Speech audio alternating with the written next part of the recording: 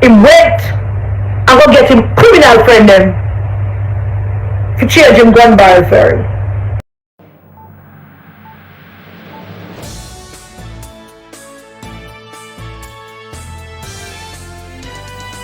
Hello and welcome to True News JA. There is another development on the case of Jolyan Silvera murdering his wife. Former Member of Parliament for Western St. Mary, the PNP's Jolyan Silvera has been slapped with an additional charge in relation to the murder of his wife, Melissa. On Saturday, it was revealed that Silvera is now also facing a charge of using a firearm to commit a felony. The additional charge saw him appearing before the Circuit Division of the Gun Court last Thursday. The charge raises questions as to whether the former legislator's murder trial will be heard in open court, as gun court matters are usually heard in camera. Prosecutors are awaiting the result of a ballistics test on Silvera's licensed firearm. The defense has indicated that once it receives that report, it will be able to make a determination on bail. Melissa Silvera was initially reported to have died from natural causes in November last year. The matter was upgraded to a murder investigation after an autopsy revealed bullet fragments inside her body. Silvera wept at his wife's funeral. A little over a week later, he was arrested and charged with her murder. Jolyan Silvera killed his wife.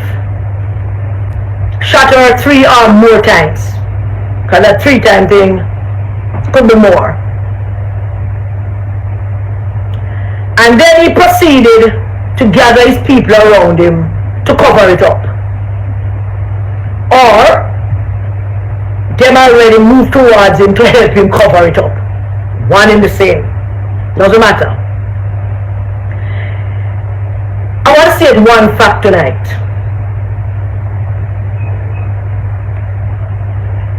You can never prescribe logic to the mind of a murderer. There's no such thing as a perfect murder. Something always goes wrong. There's always something that you miss about that whole plan that you're putting in place. Always something that you miss. And more often than not, you miss the intervention of the Holy Spirit, or you miss the intervention of God's angels. Because I'm going to tell you tonight that the angels were with Melissa that night or early morning when that murderous piece of crap killed the people that picked me. Motive, opportunity, and timeline. 3 most important things in trying to determine a murder or line up a suspect or somebody of interest. And those things are the 3 things we're going to look at to establish what happened. And I want you to stay with me and trust me, because I have some information I want to give to you. Motive,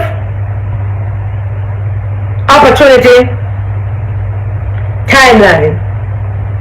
Premeditated murder requires time and effort and all of that. Silvera, Mark Golding's chief of security, was last publicly recorded seen with Mark Golding on October 28th. Melissa died November 10th. We still don't know what time.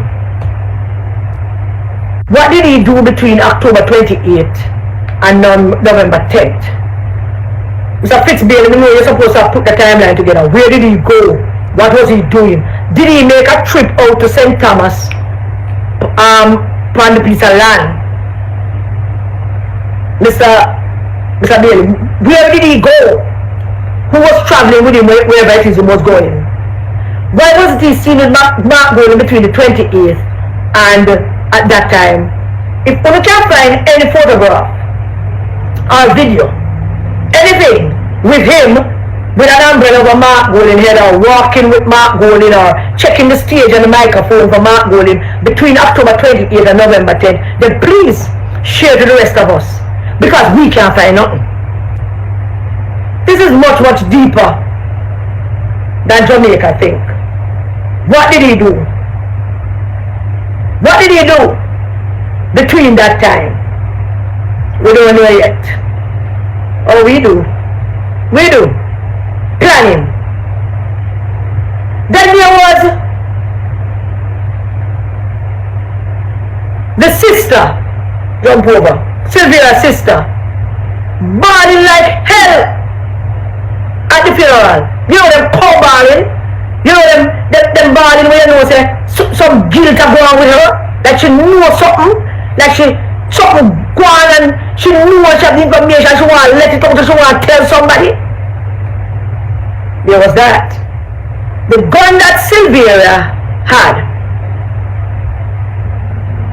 there's a particular bullet that was used to kill Melissa. I'm going to have a little bit of a hard time talking about this part. It took a little while for me. I researched it, but took a little while. Took a little while for me to come to grips with this.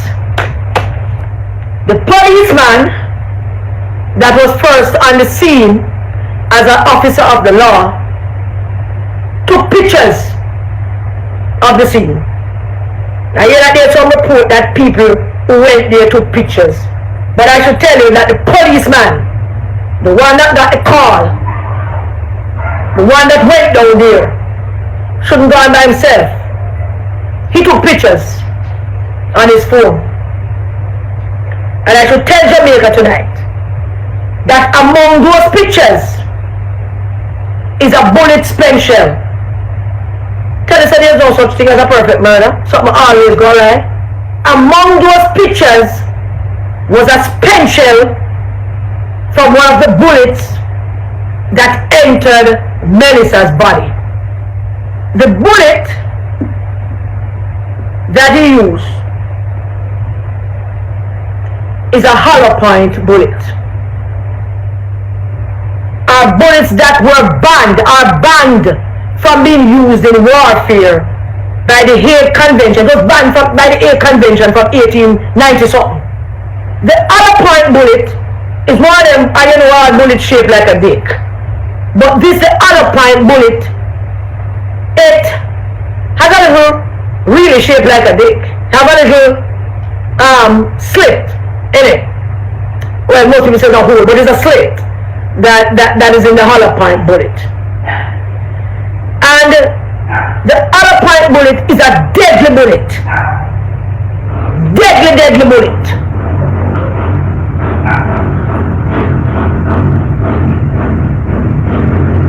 And that's a bullet that he used to kill Melissa. The reason why hunters love those bullets, when that bullet hits a target, whenever you fire that bullet and it hits the target, once it touches the soft tissue of the target, it kind of explode like a mushroom, you know, like firecracker. If you put it in the open and it explodes, it scatters. But you put it in the middle of your hand, it explodes and form a kind of a cloud, form a kind of mushroom. But it explodes on impact and it fragmented. It deformed. Once it touches the soft tissue, it gets deformed and it explodes. And it's a cloud of mushroom. Most time the fragments of that bullet settles in the bone. So one of the things that he was counting on, because the other point bullet, when it hits an impact and it explodes and it becomes deformed, it does a lot of damage, but it also fragmented. It scattered and fragmented. Difficult to locate. It lodges in places that, unless you're doing an autopsy, it's difficult to find it. You know, because it breaks up in fragments, and small tiny fragments it breaks up in. That wicked murderous piece of crap fired 3 or 4 bullets through the vagina of the woman that gave birth to his children. How did the police figure it out? Here's the criminal part of this boy plan.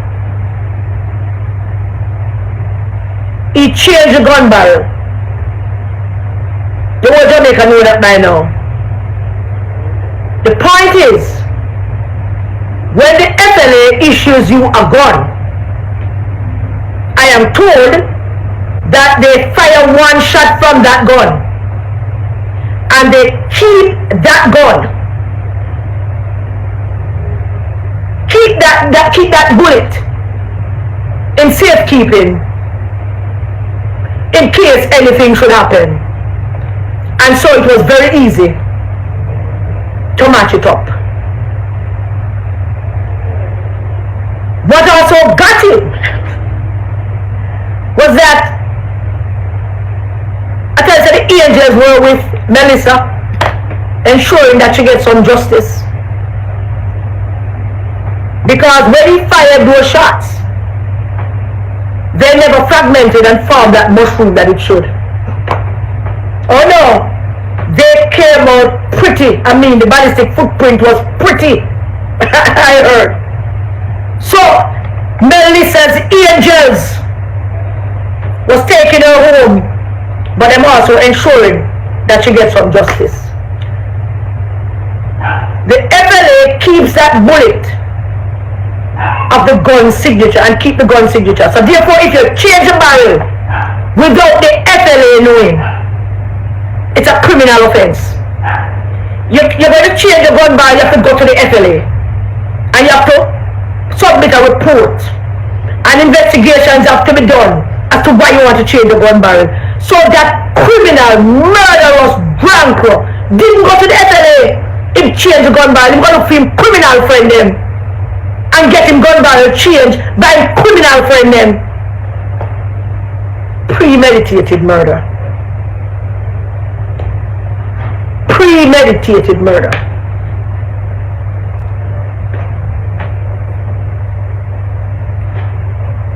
When he realized that the bullet never fragmented as they should have, he went and go get him criminal friend them to change him gun barrel for him.